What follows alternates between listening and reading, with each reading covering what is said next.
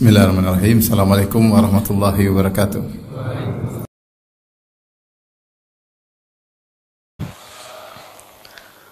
Alhamdulillahi ala ihsani wa syukru lahu ala taufiqihi wa amtinani. Asyhadu an la ilaha illallah wahdahu la syarika lahu ta'ziman li sya'ni.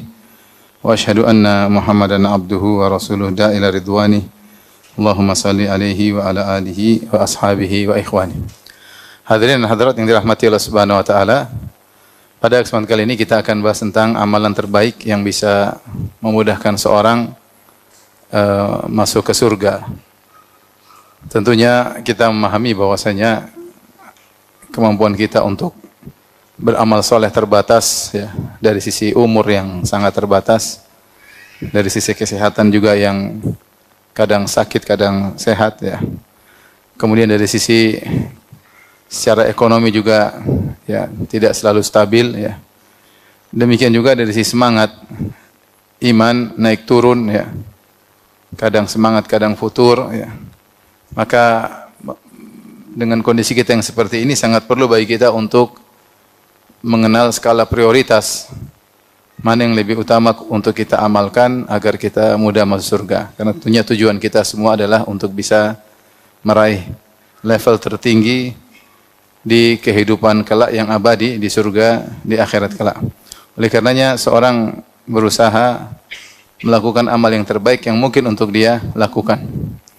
Dan itulah yang juga dirasakan oleh para sahabat. Makanya para sahabat dalam banyak hadis mereka sering bertanya kepada Nabi dengan makna yang semisal ini, seperti mereka bertanya tentang afdhalul a'mal, ya Rasulullah, amal apa yang paling afdal? Atau mereka bertanya ahabul a'mal ilallah, ya Rasulullah, ayul amali ahabu ilallah, amalan apa yang paling dicintai oleh Allah Subhanahu wa taala? Sama maknanya, amalan apa yang paling dicintai, amalan apa yang paling afdal. Juga mereka bertanya misalnya tentang afdhalun nas, orang yang paling terbaik. Atau mereka bertanya tentang khairun nas, orang yang paling terbaik. Afdhalu ibadillah, hamba Allah yang paling terbaik. Ya. Pertanyaan ini semua menunjukkan mereka sadar bahwasanya mereka berusaha untuk melakukan yang terbaik yang bisa mereka lakukan, karena kemampuan mereka tidak mungkin bisa melakukan semua amalan. Semua orang, kita tidak mungkin melakukan semua amal soleh.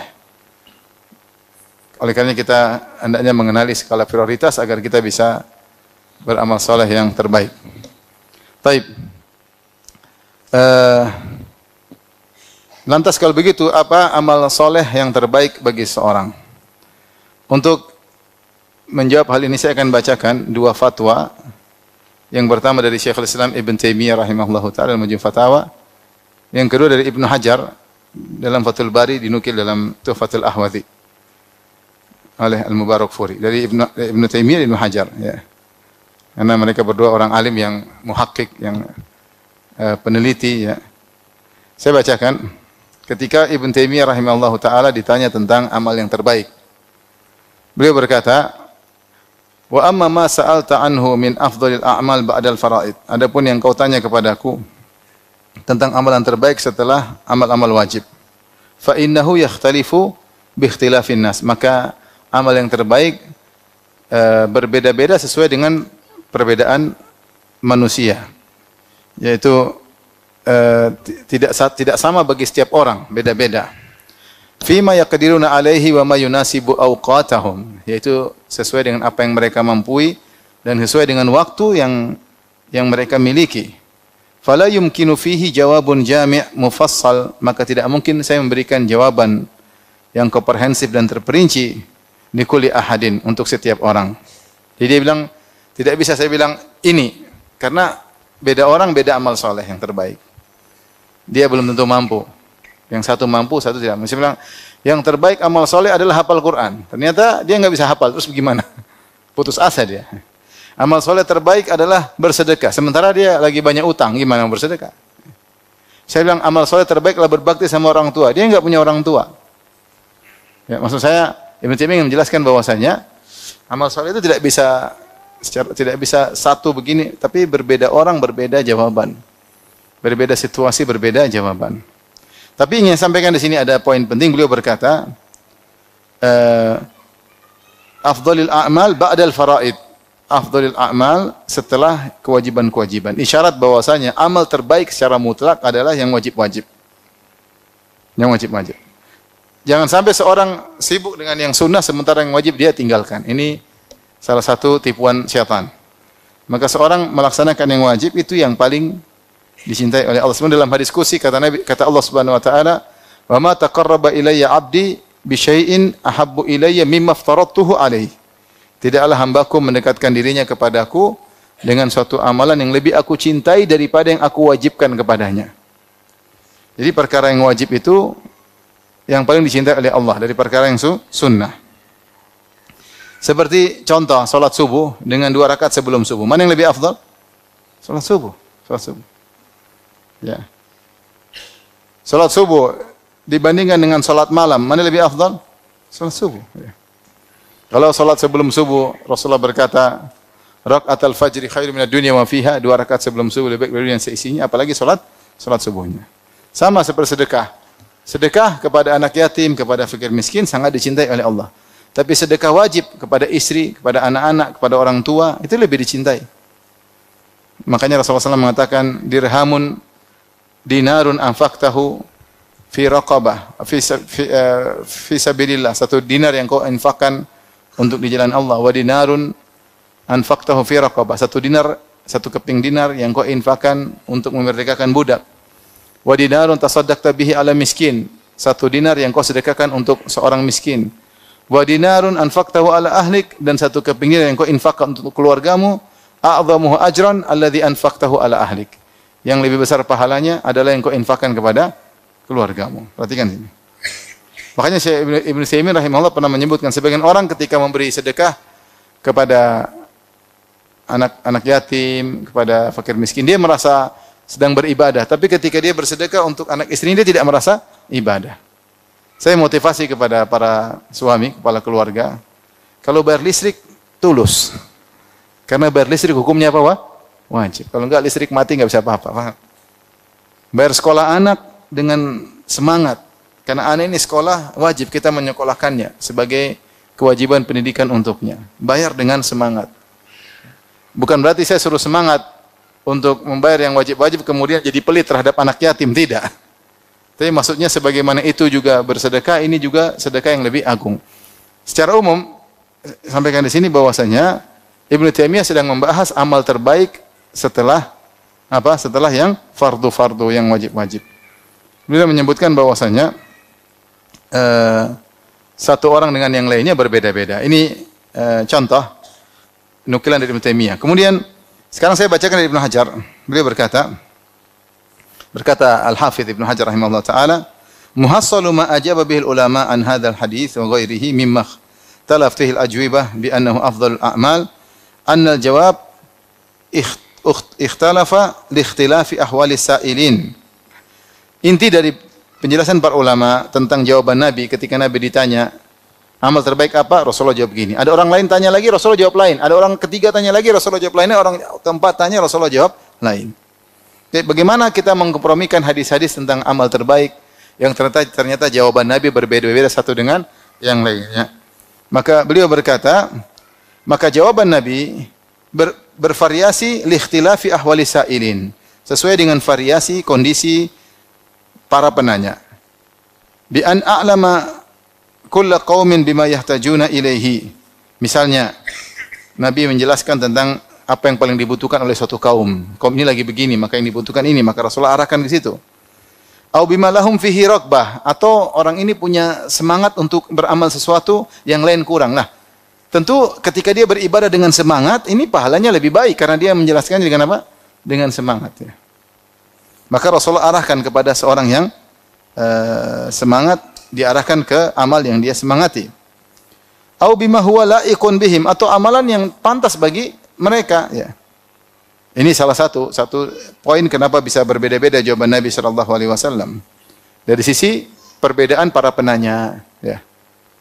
Makanya seperti ada seorang datang kepada Nabi, "Ya Rasulullah, dullani ala amalin idza amiltu dakhaltul jannah, fala tukthir alayya." Ya Rasulullah, tunjukkanlah aku suatu amal jika aku kerjakan masuk surga, tapi jangan banyak-banyak. Kata Rasulullah sallallahu alaihi wasallam, "La taghdab, jangan marah, walakal jannah, kau masuk surga." Dia ulang lagi, kata Rasulullah, la taghdab, jangan marah. Seakan-akan orang ini mudah marah. Maka kalau orang lain nanya, Rasulullah mungkin jawabannya beda lagi. Jadi tergantung kondisi penanya, ya. Kemudian sisi lain yang membuat jawaban bisa berbeda adalah perbedaan waktu. Au kana al-ikhtilafu bi ikhtilafil awqat. Bisa jadi perbedaan jawaban Nabi karena perbedaan waktu. Bi an yakuna al-amalu fi dhalikal waqti afdala minhu fi ghairihi. Misalnya amal tersebut di waktu itu lebih baik daripada di waktu yang lain. Contoh, faqad kana al-jihadu fi ibtida'il Islam afdalul a'mal. Dulu jihad di awal Islam adalah amal yang terbaik. Li'annahu al-wasilah ila al-qiyam biha. Karena itulah wasilah untuk menegakkannya, wa tamakkun min adaiha. Karena dengan berjihad kita bisa beramal soleh dan bisa memungkinkan untuk melaksanakan amal soleh. Ya. Kalau kita memiliki kekuasaan dan yang lainnya. Wa qad tadafaratin nusus ala anna salata afdalu minas sadaqah. Kemudian juga dalil banyak menunjukkan bahwasanya salat lebih afdal daripada sedekah. Wa ma'a dzalik fa fi waqti muwasatil muttarri takunu sadaqatu afdala. Meskipun demikian dalil secara merdeka salat lebih afdal daripada sedekah, namun pada waktu tertentu ketika dalam kondisi banyak orang kelaparan maka sedekah lebih afdal. Au anna afdal laisat ala babiha balil muradu bihal fadlul mutlaq. Atau ketika Rasulullah mengatakan amalan terbaik bukan maksudnya yang terbaik, tapi ini ada amalan yang baik, ini amalan yang baik, ini amalan yang baik. Namanya fadlul mutlaq. Awil muradu min afdalil a'mal fahudhifat min wa hiya muradah. Atau ketika Rasulullah SAW mengatakan afdalul a'mal, amal terbaik, maksudnya di antara amalan terbaik. Ini kesimpulan jawaban dari Ibn Taimiyah dan Ibn Hajar rahimahullah ta'ala, bahwa ternyata Rasulullah SAW ketika ditanya tentang amalan terbaik, jawabannya bervariasi. Sebab variasi tersebut ada beberapa tinjauan. Pertama, tinjauan dari apa? Perbedaan kondisi yang bertanya. Kemudian tinjauan berikutnya, keinginan mereka untuk beramal juga beda-beda. Kemampuan mereka untuk beramal juga bisa berbeda-beda. Kemudian waktu, ya, juga bisa membuat waktu ini, bisa amal ini lebih baik daripada waktu yang lain. Di antaranya kondisi kaum ketika itu. Jadi banyak hal yang ditinjau sehingga jawaban Nabi berbeda-beda. Ini jawaban secara global. Taib, meskipun demikian, Ibn Taimiyah mengisyaratkan tentang amal soleh yang bisa dilakukan oleh semua orang. Kata beliau, saya bacakan. Lakin, setelah beliau menjelaskan tentang jawaban Nabi bervariasi, beda orang beda jawaban, beda orang beda amal soleh terbaik, kata beliau, lakin mimma huwa kal ijma' bainal ulama. Namun di antara amal soleh yang merupakan ijma' di kalangan para ulama, ya, anna mulazamata dzikrillah daiman huwa afdalu ma syaghala al-abda bihi nafsahu, atau ma syaghala al-abdu bihi nafsahu fil jumlah. Namun melazimi zikir kepada Allah Subhanahu wa taala, selalu berzikir kepada Allah, itu adalah amal terbaik yang seorang hamba menyibukkan dirinya secara global. Wa ala dzalika dalla hadits Abi Hurairah, dan ini tunjukkan hadis Abu Hurairah yang diriwayatkan oleh Imam Muslim, di mana Rasulullah SAW pernah bersabda, sabaqal mufarridun, bahwasanya al-mufarridun telah ke depan mendahului. Jadi al-mufarridun yaitu maknanya ada dua, ada yang mengatakan al-mufarridun maksudnya mentafrid, maksudnya menspesialkan Allah. Mufarridun Allah, yaitu selalu menspesialkan Allah sehingga selalu menyebut-nyebut Allah Subhanahu wa taala. Atau al-mufarridun maknanya al-mumayyizun, orang-orang yang teristimewakan dari yang lainnya karena mereka sering ingat Allah Subhanahu wa taala, ya. Jadi Rasulullah mengatakan sabaqal mufarridun, al-mufarridun telah mendahului. Qalu ya Rasulullah wa manil mufarridun? Ya Rasulullah, siapakah al-mufarridun, orang-orang itu yang kau maksud? Qala, kata Rasulullah, adz-dzakiruna Allah katsira wadz-dzakirat, yaitu para lelaki yang banyak ingat Allah dan para wanita yang banyak mengingat Allah. Ini di antara dalil bahwasanya zikir adalah afdalul a'mal. Kemudian beliau sebutkan juga dalam riwayat Abu Dawud dari hadis Abu Darda dari Nabi SAW, beliau bersabda, Rasulullah bersabda, ala unabbiukum bi khairi a'malikum wa azkaha 'inda malikikum. Maka aku kabarkan kepada kalian, wahai para sahabatku, tentang amalan yang terbaik yang bisa kalian lakukan, yang paling mulia di sisi Rabb kalian, wa arfa'uha fi darajatikum, dan paling mudah mengangkat derajat kalian, wa khairun lakum min i'ta'iz dzahabi wal warik, dan amalan yang lebih baik daripada bersedekah emas dan perak. Wa min an talqaw aduwakum fatadribu a'naqahum wa adribu a'naqakum. Bahkan lebih baik daripada kalian bertemu dengan musuh-musuh kalian dalam jihad, lantas kalian menghantam leher-leher mereka dan mereka menghantam leher-leher kalian. Amal apa ini yang lebih hebat dari sedekah, lebih hebat daripada jihad? Paling mulia, paling mudah mengangkat derajat. Kalau bala ya Rasulullah, amal apakah itu? Ya Rasulullah, qala dzikrullah, berzikir kepada Allah Subhanahu wa taala. Kemudian Ibnu Taimiyah subhanallah dia menjelaskan caranya bagaimana disebut orang berzikir. Yang bisa kita semua orang bisa menerapkan dan mudah. Makanya Syekh Utsaimin mengatakan zikir itu ibadah yang sangat agung namun tidak semua orang mau melakukannya. Kalau bisa semua bisa. Tapi tidak semua orang mau melakukannya. Taufik biyadillah.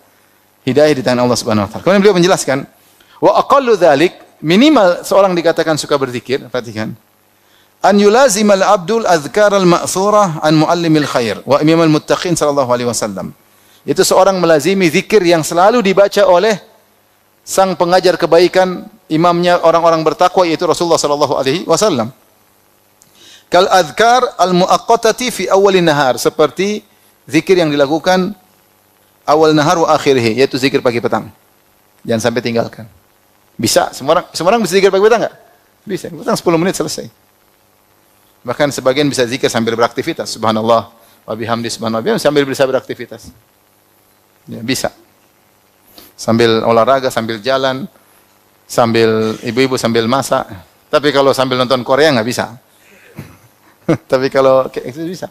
Bisa. Yang paling minimal zikir pagi petang. Kemudian apa? Wa inda akhdhil madja, ketika mau tidur. Semua orang bisa. Zikir mau tidur ada banyak. Kita tidak harus baca semuanya, paling tidak sebagian. Zikir mau tidur banyak.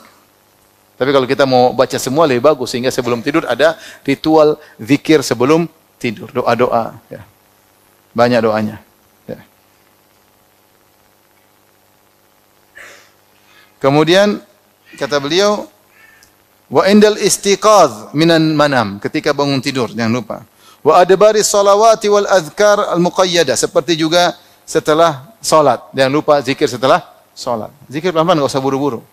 Agar kita tercatat sebagai lelaki yang banyak berzikir dan wanita yang banyak berzikir. Wal adhkaril muqayyadati mithlu ma yuqalu indal akal wasyurb wal libas wal jima' wa dukhulil manzil. Dan zikir-zikir yang ditentukan waktunya. Ya, seperti ketika makan, ya, ketika minum itu kita bismillah, kemudian bismillah bilang alhamdulillah.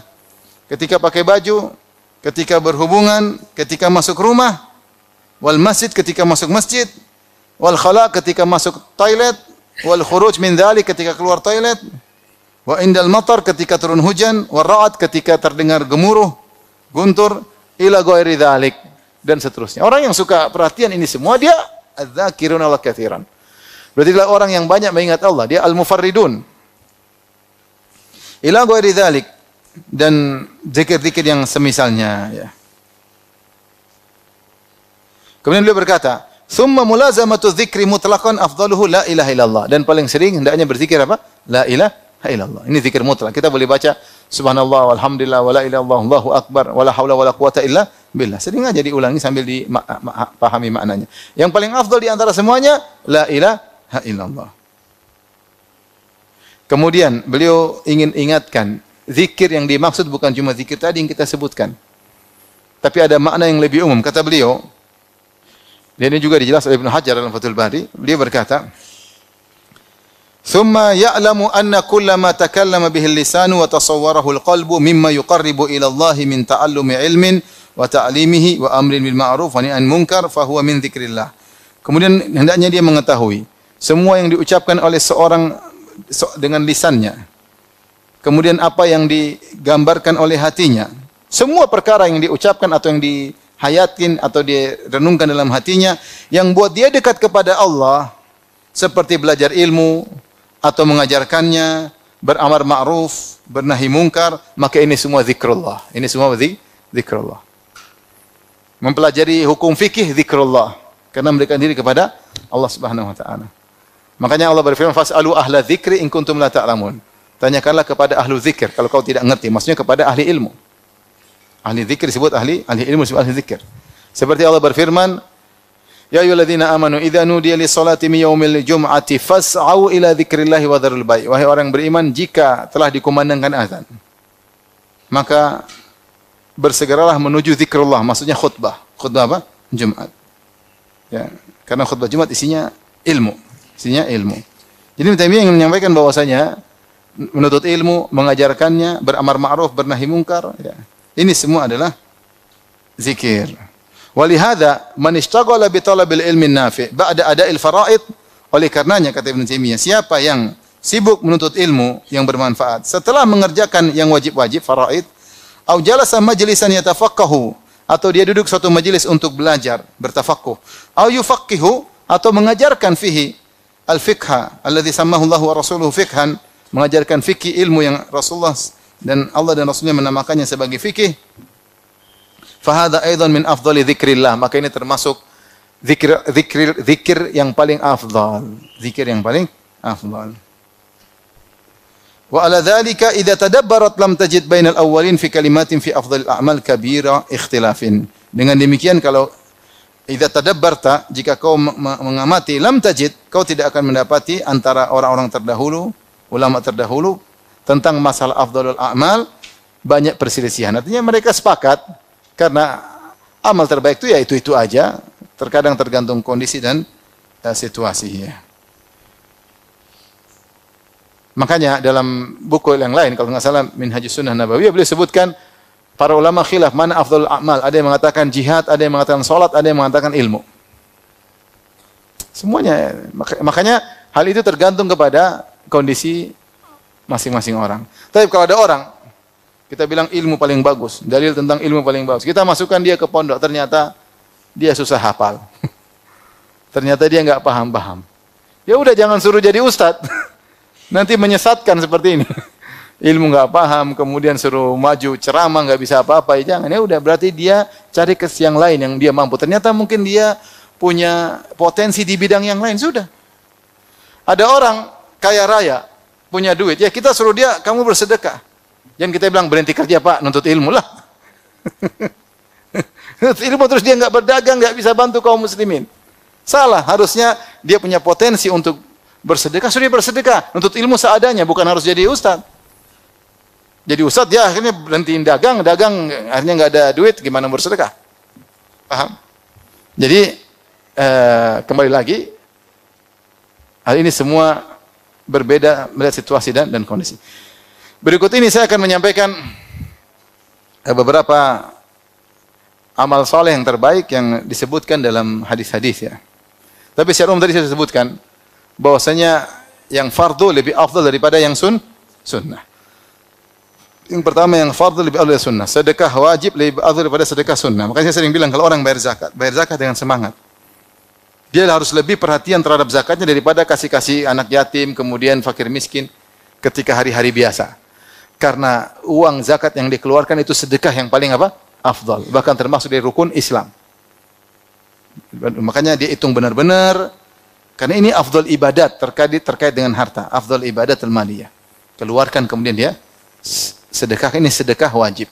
Sama ketika dia bersedekah wajib untuk kebutuhan primer rumah tangganya, dia keluarkan dengan senang. Karena beda antara orang beribadah dengan terpaksa dengan apa? Senang. Saya sering bertanya sama orang sering tanya sama saya tentang masalah zakat. Ustaz, zakatnya bagaimana? Gini loh. Banyak Ustaz ya. Sedih dia mau. Sedih. Saya bilang ini sedekah terbaik, ente jangan gitu. Oh iya, ini sedekah terbaik. Lebih afdal daripada kau kasih hari-hari, kasih anak yatim, kasih janda. Lebih afdal ini, karena ini sedekah wajib. Maka jangan malas-malasan ketika sedekah, semangat. Jadi mindsetnya dirubah. Bahwasanya bayar zakat itu sedekah terbaik. Sama. Karena orang kalau bayar listrik, ngeluar listrik mahal, bayar SPP. Tapi kalau kasih anak yatim, kasih fakir miskin, semangat. Beda, ini wajib, kau wajib ini. Maka keluarkan, jangan, kalau memang ini untuk kepentingan kebutuhan primer keluargamu, ini pahalanya besar. Ada rumah tidak pakai listrik kan nggak bisa. Ya berarti bayar listrik wajib atau tidak? Wajib, pahalanya besar. Bayar listrik. Anak sekolah butuh biaya nggak? Butuh, ya. Selama ini kebutuhan primer keluarga, pendidikan kebutuhan primer sekarang. Ya. Keluarkan. Dan keluarkan dengan semangat. Keluarkan dengan apa? Semangat, dengan senang. Ya, kalau punya duit, kalau nggak punya duit ya memang agak memang agak gimana gitu ya. Ya, tapi ya intinya kata Syekh Utsaimin tadi saya katakan, jangan sampai seorang ketika memberi bantuan kepada fakir miskin, anak yatim, kepada janda, kepada fuqara, dia merasa dapat pahala, tapi ketika dia belikan makanan buat anak istrinya, dia bayar listrik, dia tidak merasa dapat pahala. Salah. Karena ibadah wajib lebih afdal daripada ibadah yang sunnah. Ini kaidah. Kaidah berikutnya juga bahwasanya amal terbaik yang pas dengan waktunya itu yang terbaik. Contoh, apakah amal terbaik setelah mendengar azan? Menjawab azan. Berdoa setelah azan terbaik. Lebih baik daripada baca Quran. Kenapa? Karena sunnahnya seperti itu. Sama. Apa amal terbaik setelah sholat? Amal terbaik setelah sholat, zikir setelah sholat. Jangan Assalamualaikum warahmatullahi wabarakatuh terus baca Al-Quran. Enggak afdol. Al-Quran secara zatnya dia afdol. Tapi ada amal namanya muaqqat, sesuai dengan waktunya. Maka amal yang dikerjakan pada waktunya, sunnahnya pada waktunya itu yang terbaik. Seperti kita pakai baju umrah. Kita lagi talbiyah. Yang terbaik apa talbiyah? Labbaik Allahumma labbaik, labbaik la syarika laka labbaik. Bukan zikir yang lain. Kenapa? Karena ketika seorang berihram, yang afdal dia bertalbiyah. Ini contoh maksud saya. Maka kita kenali sunnah-sunnah Nabi, kita kerjakan waktunya, jangan kita ganti dengan yang lainnya. Kalau ditinjau dari tidak terikat dengan waktu, memang baca Al-Quran lebih baik daripada zikir yang lainnya. Tapi kalau ditinjau dengan waktunya pada waktunya, maka zikir setelah sholat lebih baik ketika setelah sholat daripada baca Al-Quran. Paham? Kemudian di antara amal terbaik bisa juga kita lihat efeknya. Jadi apa? Efeknya. Efek. Kalau semakin banyak efeknya, dampaknya semakin besar, maka semakin besar pahalanya, semakin baik. Contoh, Allah berfirman, "Falaqatahamal aqabah, wa ma adraka mal aqabah, fakku raqabah, aw it'amun fi yaumin dhi masghabah." Kenapa dia tidak melampaui al-aqabah, yaitu halangan agar dia bisa masuk surga? Ya. Apa cara melampauinya? Di antaranya kata Allah, fakku raqabah, memerdekakan budak, au it'amun fi yaumin dhi masghabah, atau dia memberi makan kepada fakir miskin di hari kelaparan. Di hari kelaparan. Memberi makan kepada fakir miskin pada hari-hari biasa, amal yang baik. Tetapi lebih baik lagi ketika di hari musim apa? Kelaparan. Karena kebutuhannya mendesak. Kebutuhannya mendesak.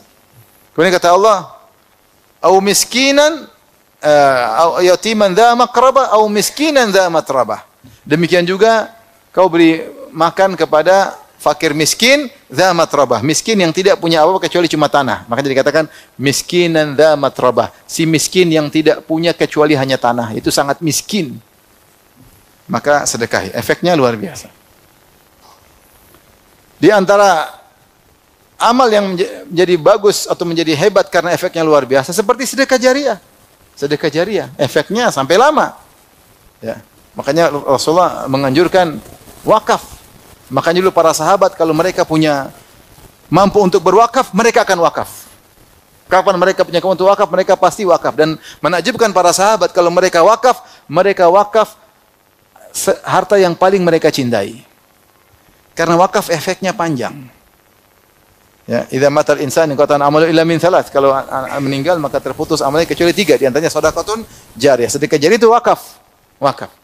Ini menjadi amal terbaik karena efeknya apa? Panjang. Efeknya panjang. Ini sekedar gambaran bagaimana amal menjadi terbaik ketika efeknya sangat besar atau sangat banyak. Di antara efeknya banyak misalnya apa? Misalnya ketika dakwah. Dakwah itu efeknya luar biasa. Dengan dakwah, tadinya orang menyampaikan ilmu, majelis ilmu, tadinya orang tidak kenal sunnah, tadinya orang syirik jadi tauhid, tadinya orang bid'ah jadi sunnah, tadinya orang pelaku maksiat kemudian menjadi taat, kemudian berkembang dakwah, ilmu semakin tersebar ya. Makanya Allah berfirman, "Wa man ahsanu qaulan mimman da'a ila Allah." Amalan perkataan siapa yang lebih indah daripada perkataan orang yang berdakwah di jalan Allah. Ini perkataan terindah. Karena efeknya luar biasa. Kita bisa alhamdulillah lihat sunnah tersebar, banyak sekolah sunnah, banyak. Kenapa? Karena dakwah. Ustaz-ustaz kita dulu berdakwah ke sana kemari, berdakwah ke sana kemari dengan berbagai macam tantangan. Akhirnya sunnah tersebar. Sunnah tersebar. Sekarang di mana orang sudah berjilbab syar'i, bahkan ada yang banyak yang bercadar, banyak yang sudah orang ngerti tentang hal-hal yang haram, banyak meninggalkan riba, banyak menjauhi zina, banyak. Dari mana? Dari dakwah. Dakwah efeknya luar biasa, makanya Allah pilihkan kerjaan dakwah bagi orang-orang terbaik, bagi para nabi dan para rasul dan para sahabat. Makanya Allah berfirman, "Wa man ahsanu qawlan mimman da'a ila Allah." Perkataan siapa yang lebih indah daripada orang menyeru kepada jalan Allah Subhanahu wa taala. Taib. Ini sekedar gambaran tentang kisi-kisi amal menjadi terbaik. Taib, berikut ini mungkin beberapa perincian amalan terbaik. Yang pertama datang dalam hadis. Rasulullah SAW bersabda tentang amalan terbaik, itu amalan yang sedikit namun berkesinambungan. Kata Nabi sallallahu alaihi wasallam, "Ya ayuhan nas, khudhu min al-a'mali ma tutiqun." Wahai manusia sekalian, lakukanlah amal yang kalian mampu. Fa inna Allah la yamallu hatta tamallu. Allah tidak bosan sampai kalian yang bosan. Wa inna ahabbal a'mali ila Allah ma dama wa in qalla. Sungguhnya amalan yang paling dicintai oleh Allah adalah yang paling berkesinambungan meskipun apa? Sedikit. Ini kaidah yang berkesinambungan, meskipun sedikit lebih baik daripada banyak-banyak cuma sekali-sekali. Rasulullah SAW pernah melihat seorang sahabiat punya tali di masjid. Dia kalau sholat, dia kalau capek dia berpegangan dengan tali. Kata Rasulullah, putuskan tali ini. Alaikum minal amali ma tutiqun, lakukan amalan yang kalian mampu. Jangan dipaksa-paksa. Jangan dipaksa-paksa. Seorang mendatangi suatu amal dengan semangat, meskipun sedikit lebih baik daripada dia berbanyak-banyak tapi dengan kondisi terpaksa. Biasanya kalau kondisi terpaksa tidak bisa berkesinambungan. Tidak bisa berkesinambungan. Ada suatu amal meskipun sedikit tapi digeluti. Terus nanti kalau punya kesempatan tambah lagi, tapi langsung banyak-banyak, enggak kuat, itu kurang bagus. Karena Allah tidak suka amal yang terputus, Ya. Baru habis ngaji, saya nanti malam mau sholat 3 jam. Sehari aja. Besok tobat katanya.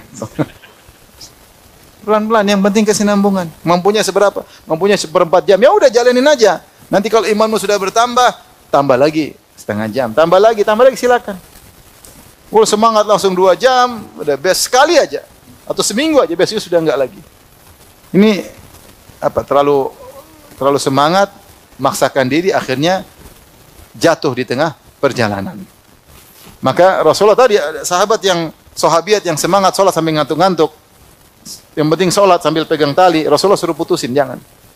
Kata Rasulullah, lakukan amal yang kalian sukai. Saya ada kawan, dia punya pemikiran, kita hidup sebentar, maka kita bikin proyek banyak. Bukan inilah, buka inilah. Banyak dia buka proyek Islami. Terus dia nggak mampu menjalani semuanya.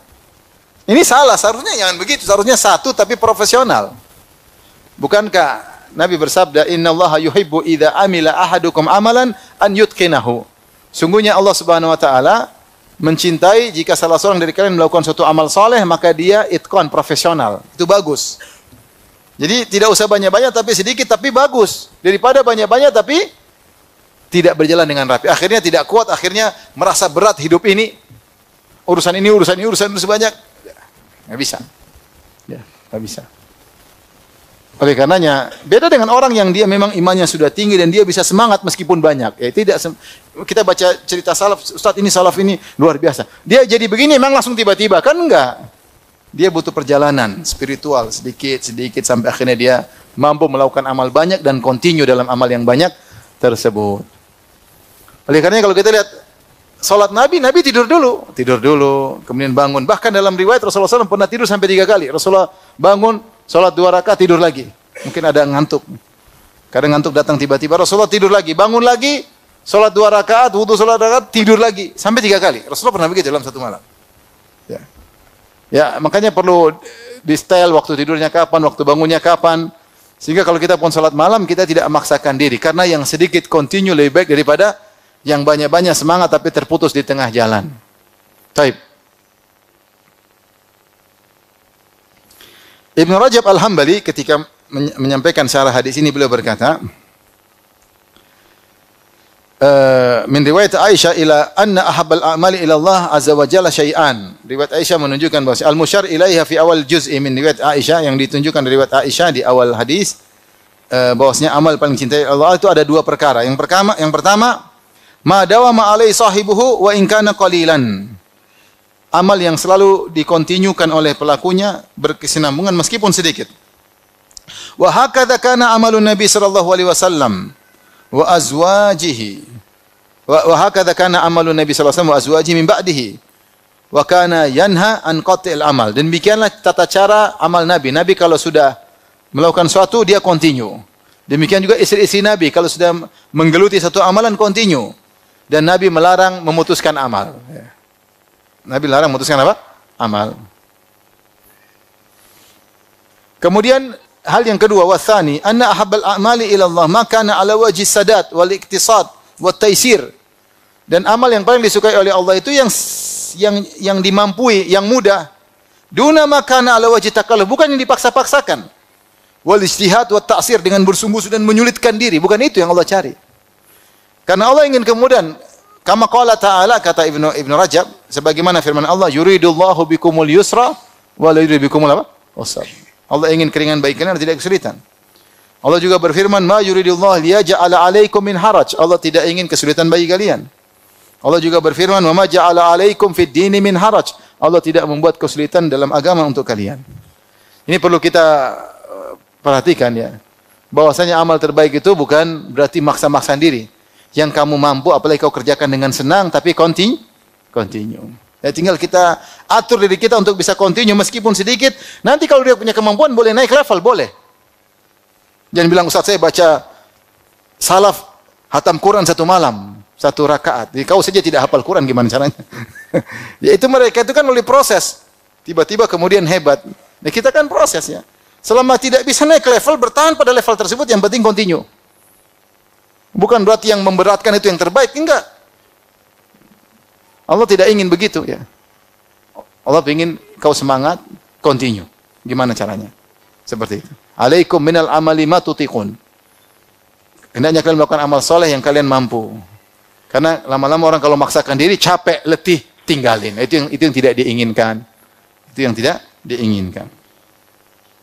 Taib. Yang kedua, amal soleh yang berikutnya dalam hadis adalah salat di awal waktu atau salat pada waktunya. Dalam hadis Ibnu Mas'ud pernah bertanya kepada Nabi, "Ya Rasulullah, ayul amali ahabbu ila Allah?" Amalan apa yang paling dicintai oleh Allah? Maka Rasulullah bersabda, "As-salatu ala waqtiha." Salat pada waktunya. Ditafsirkan para ulama, salat di awal waktu. Yang kedua, "Tsumma ayyu?" Kemudian apa lagi? "Tsummal jihad fi sabilillah, tsumma birrul walidain." Berbakti kepada kedua orang tua. Tsumma ayyu, kemudian apa? Tsummal jihad fi sabilillah, kemudian jihad fi sabilillah. Taib, di sini dalam hadis ini di antara amal yang paling dicintai oleh Allah adalah salat di awal waktu, dan itu kebiasaan Nabi sallallahu alaihi wasallam. Nabi selalu salat di awal waktu. Nabi salat maghrib di awal waktu, Nabi salat asar di awal waktu. Sampai seorang kalau sudah salat asar dia masih lihat langit masih terang, berarti di awal waktu. Nabi salat subuh di awal waktu. Sampai kalau selesai salat masih gelap, masih remang-remang, berarti Rasulullah salat di awal waktu, salatnya panjang. Begitu awal waktu Rasulullah salat. Ya. Rasulullah cuma menunda atau ingin menunda salat cuma dua kondisi, ketika salat duhur, ketika musim panas. Musim panas Rasulullah salat tunda karena ada kemaslahatan yang lebih penting, kemaslahatan khusyuk. Kalau terlalu panas, zaman dulu tidak ada AC, maka orang salat mungkin kurang khusyuk, maka Rasulullah suruh tunda salat zuhur. Kemudian salat isya, Rasulullah inginnya ditunda, tapi Rasulullah khawatir orang-orang pada ngantuk ya. Maka Rasulullah majukan. Adapun wanita kalau ingin menunda salat isya agak dimalamkan tidak mengapa, bagus. Tapi secara umum di antara ibadah paling agung adalah salat pada waktunya, salat di awal waktu. Dalam satu lafal Rasulullah bersabda dalam riwayat Abu Dawud dan Tirmidzi, "Afdalul a'mali as-salatu fi awwali waqtiha." Amalan terbaik adalah salat di awal waktunya.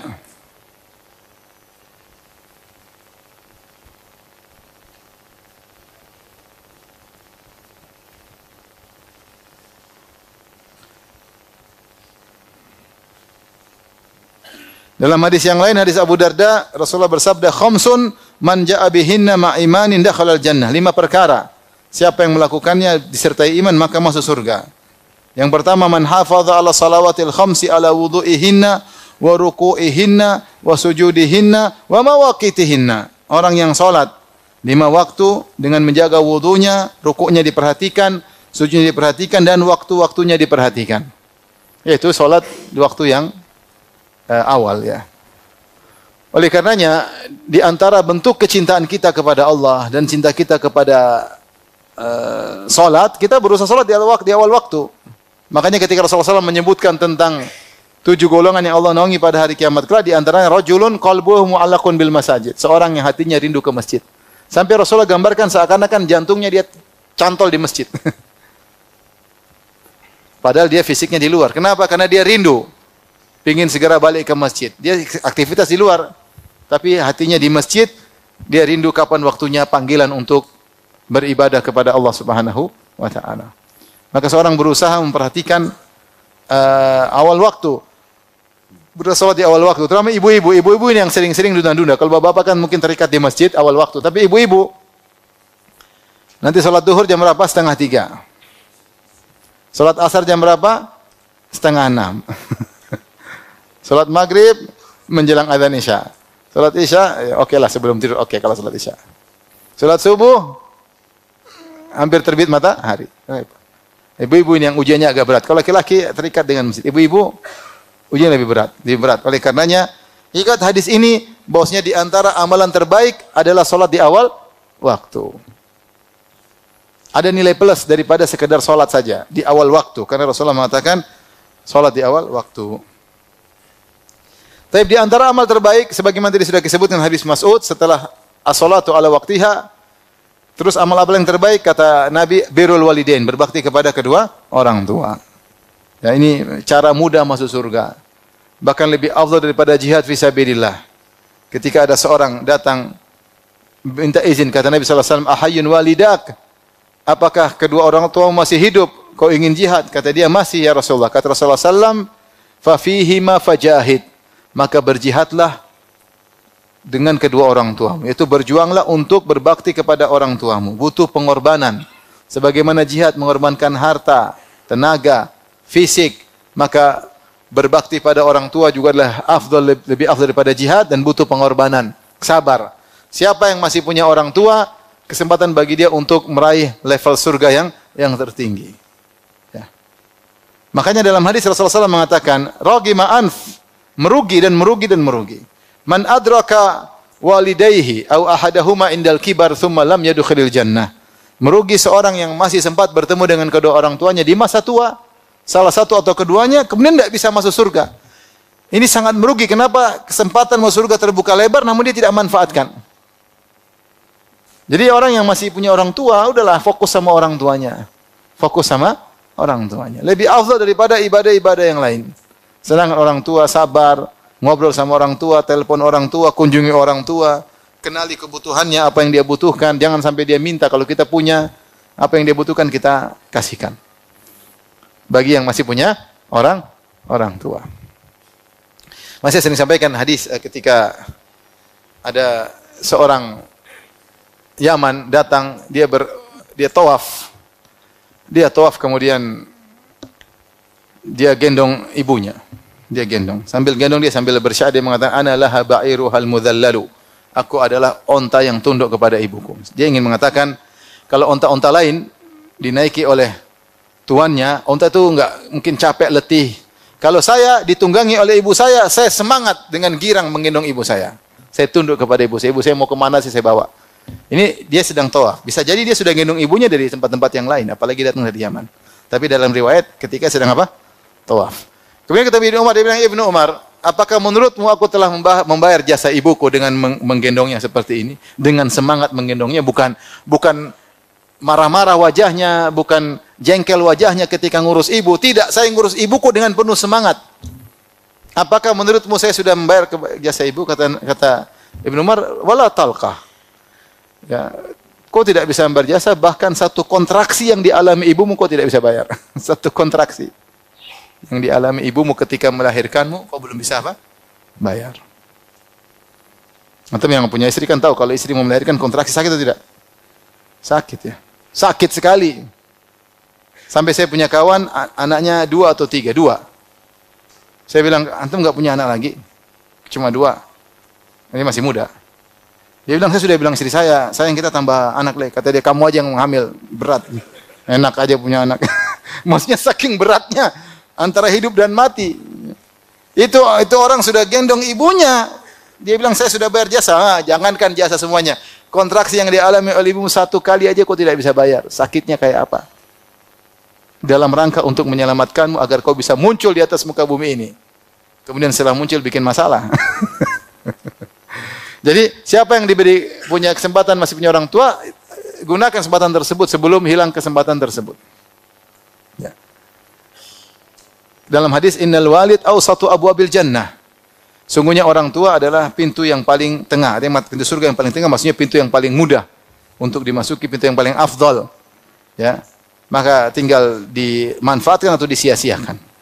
Disia-siakan. Dalam hadis juga ada seorang datang izin kepada Nabi untuk jihad. Kata Nabi, ahayatun walidatuka? Apakah ibumu masih hidup?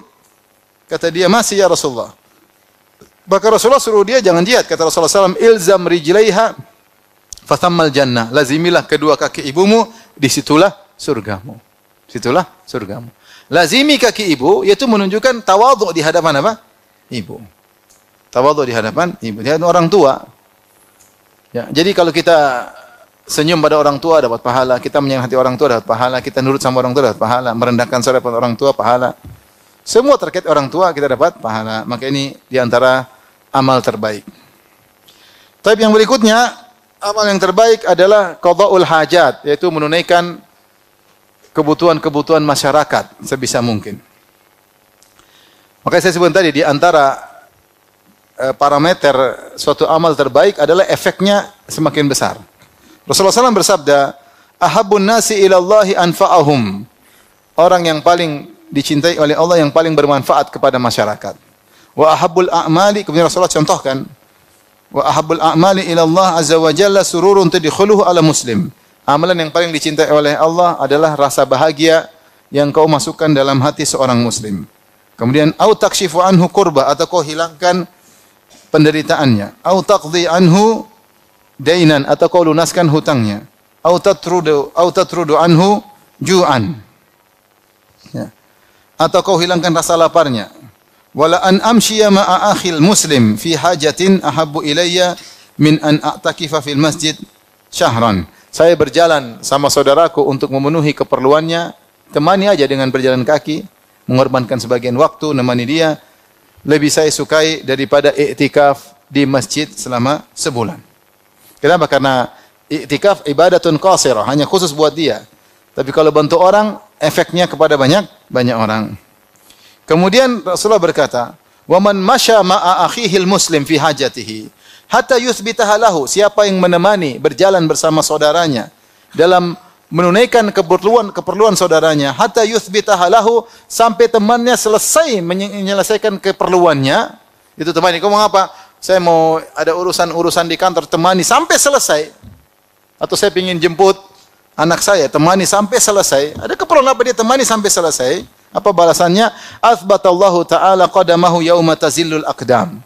Allah akan kokohkan kakinya di atas sirat ketika banyak kaki-kaki yang tergelincir masuk di neraka Jahannam. Wa inna su'al khuluqi la yufsidul amal kama yufsidul khallul asal. Sungguhnya akhlak yang buruk merusak amal soleh sebagaimana cuka merusak madu. Jadi di antara amalan terbaik adalah menunaikan kebutuhan masyarakat sebisa mungkin, dan ini tertujukan bagi orang yang punya harta, dia berusaha ya. Siapa depan dia kasih, ada yang butuh kasih. Insyaallah harta datang dan pergi. Kalau dia tidak punya harta, maka dengan tenaga kalau memungkinkan ya. Tentu semuanya menimbang maslahat dan mudarat ya. Makanya di antara sifat Nabi Isa alaihissalam adalah qada'an li hawaijin nas. Nabi Isa ketika masih kecil dia berbicara, digendong oleh ibunya, dia berkata, "Ini Abdullah atani al-kitaba wa ja'alani nabiyya." Aku adalah hamba Allah, Allah berikan aku Injil dan Allah jadikan aku seorang nabi. Kemudian wa ja'alani mubarakan aina ma kuntu. Allah menjadikan aku berkah dimanapun aku berada. Kalau kita baca buku tafsir, maka Nabi Isa kenapa dikatakan berkah? Karena dia memberi manfaat kepada orang lain. Dengan ilmu, satu, dan dua, dengan suka membantu orang lain. Tafsirannya, kana mu'allimanil khair, kana qada'an li hawaijin nas. Nabi Isa alaihissalam dikatakan berkah karena dia suka mengajarkan ilmu di mana-mana pun dia ngajarin apa? Ilmu. Yang kedua, dia suka membantu orang lain. Sehingga dia jalan, ada orang susah dia bantu, ada orang susah dia bantu, ada orang susah dia bantu. Ini kesempatan cari pahala, membantu kebutuhan orang lain. Ya. Maka ini di antara amalan yang paling dicintai oleh Allah, menyenangkan hati orang lain. Kita bantu dia sedikit, dia sudah senang.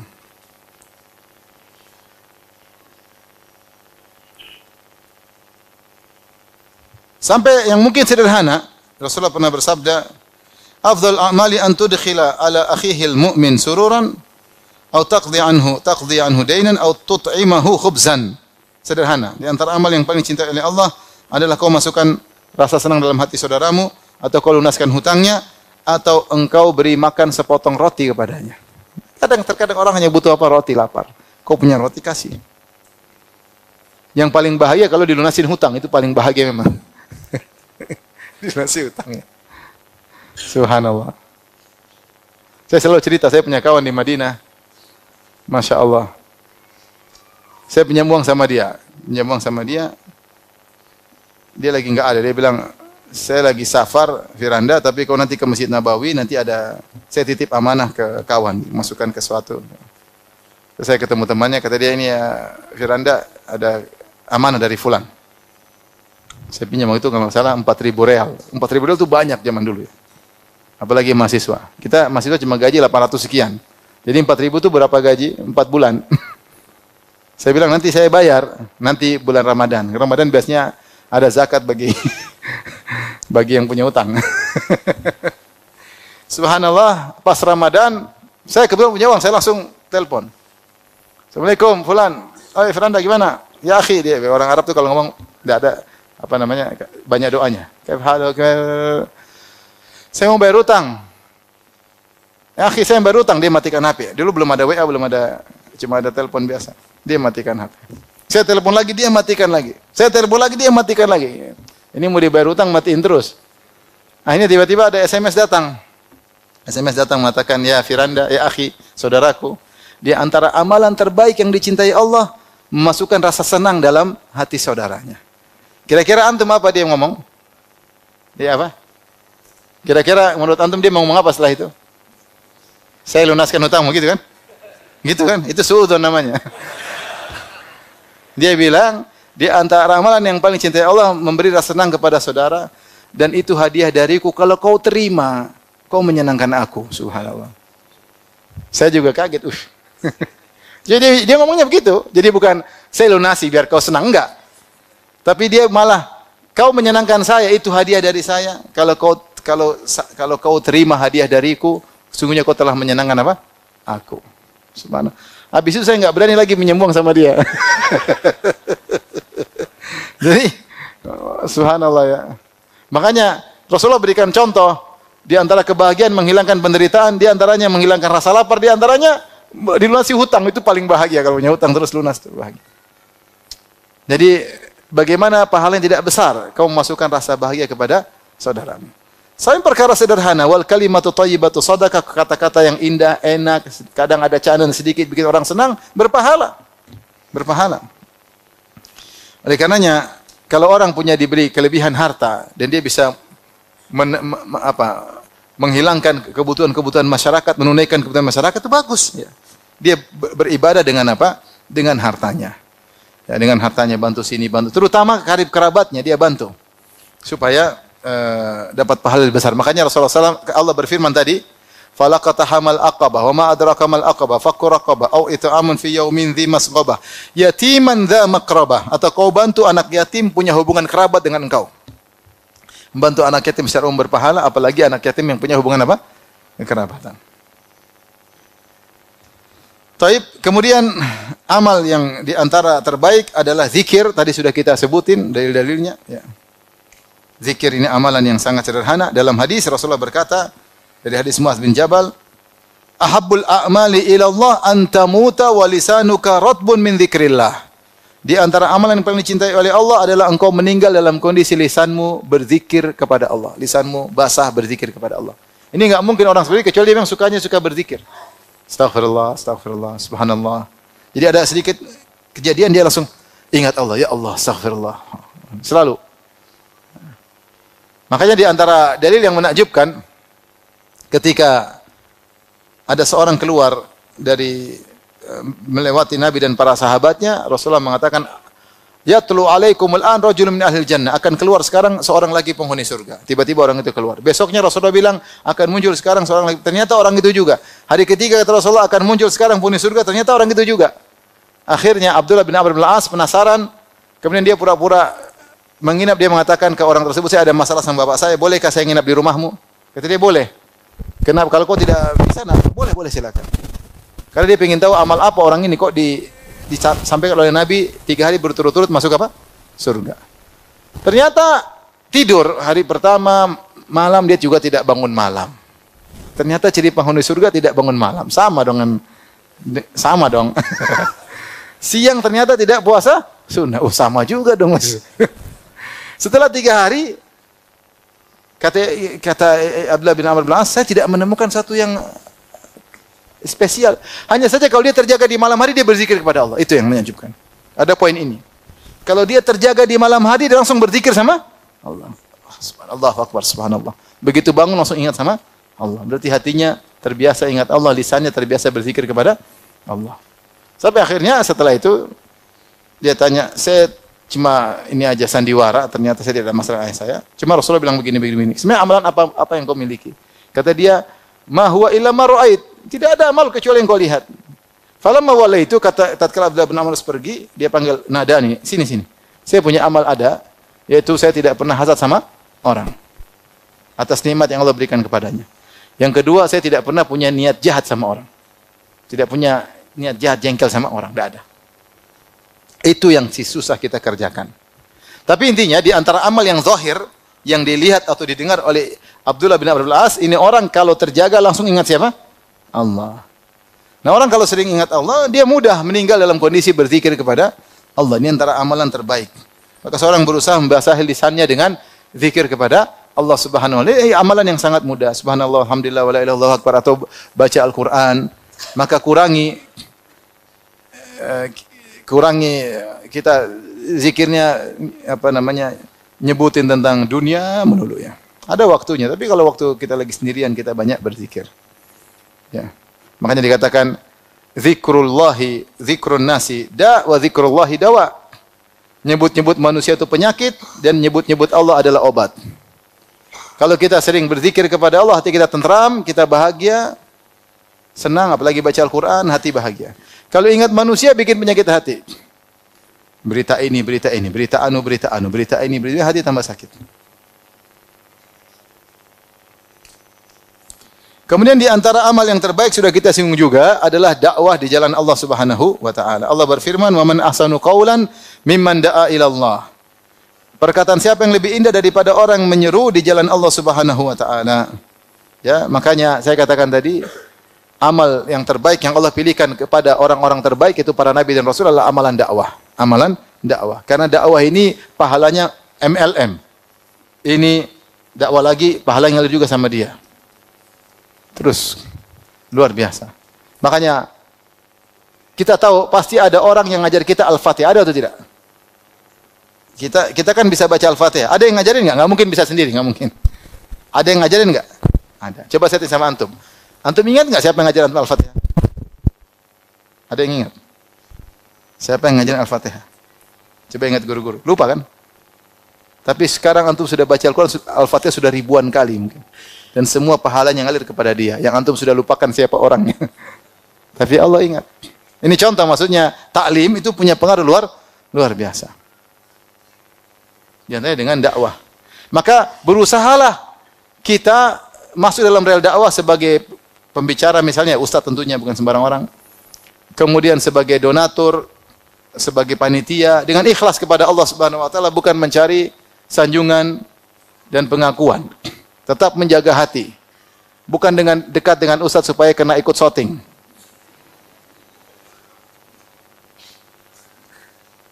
Itu berat. Berat. Biar orang tahu saya dekat dengan ustaz. Bahaya itu hati. Ya. Biasa-biasa aja. Ya. Biasa-biasa aja. Intinya berusaha dalam real dakwah. Bahkan sebagian ulama mengatakan, Allah berfirman dalam Al-Quran, "Mathalul ladzina yunfiquna amwalahum fi sabilillah kamathali habbatin ambatat sab'a sanabila fi kulli sumbulatin mi'atu habbah wallahu yudha'ifu liman yasha' wallahu wasi'un alim." Allah berfirman, perumpamaan orang yang menginfakkan hartanya di jalan Allah seperti biji yang ditanam kemudian menumbuhkan 7 bulir, setiap bulir 100. Jadi satu jadi berapa? 700. Allah melipat gandakan siapa yang Allah kehendaki dan Allah Maha luas.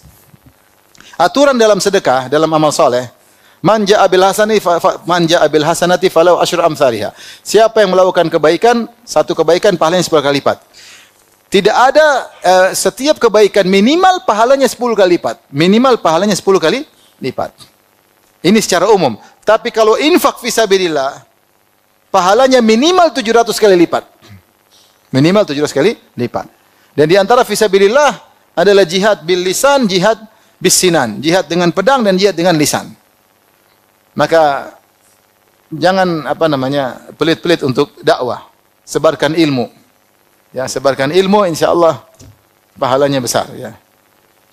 Dengan kita lihat ini manfaatnya sekarang dengan sabarnya ustaz-ustaz kita dulu, sekarang sunnah di mana-mana alhamdulillah. Masjid ramai, pengajian di mana-mana. Ya, pengajian di mana. Dahulu kita tahu masjid kosong, orang enggak ada, maksudnya pengajian hampir enggak ada. Pengajian pun cuma sekali-sekali, misalnya kalau hari-hari besar aja. Tapi pengajian rutin, ngaji ilmu setelah sunnah tersebar. Iya atau tidak? Iya. Sebagian ada yang ngaji rame terus masuk ke politik, udah pengajiannya buyar, enggak ada lagi. Terus siapa yang membimbing masyarakat? Ya silakan aja masing-masing punya ijtihad, tapi maksud saya dengan dakwah akhirnya di mana-mana tersebar, bahkan di kantor-kantor. Kita kalau dulu ke kantor mana masjid sepi, sekarang kantor masjid full. Kantor-kantor orang sudah kenal ngaji secara umum ya. Maka dakwah itu sangat penting dan pahalanya besar. Kemudian yang terakhir, di antara amal terbaik adalah amalan hati, al-iman billah. Dalam hadis Rasulullah SAW bersabda, "Ahabul a'mali ila Allah imanun billah, tsumma silaturrahim." Amal yang paling dicintai oleh Allah iman kepada Allah kemudian menyambung silaturahmi. Dalam hadis yang lain Rasulullah bersabda, "Afdalul amal imanun billah wa jihadun fi sabilillah." Iman kepada Allah dan jihad fi sabilillah. Di sini perlu kita garis bawahi, di antara amalan yang terbaik adalah beriman kepada Allah, dan di antara cara agar beriman kepada Allah dengan baik, pelajari Asmaul Husna. Kenali Allah, nama-namanya, sifat-sifatnya. Apa itu makna al-ilah? Allah itu maknanya apa? Ar-Rabb maknanya apa? Ar-Rahim, Al-Halim, Al-Ghafur, At-Tawwab, Al-Muqit, ya, banyak nama-nama Allah yang mungkin kita belum tahu maknanya. Al-Bar. Nah, dengan belajar nama-nama Allah kita semakin beriman. Belajari rukun iman, pelajari iman kepada Allah, iman kepada malaikat, karena semua terkait dengan iman kepada Allah, iman kepada hari akhirat. Ini butuh belajar, ini butuh belajar. Jadi tidak semua amal itu dalam bentuk amalan fisik. Ada amalan hati yang lebih afdal dari amalan fisik. Amalan hati tersebut dengan belajar. Mempelajari tafsir, mempelajari sejarah para nabi, karena itu semua menambah iman. Menambah apa?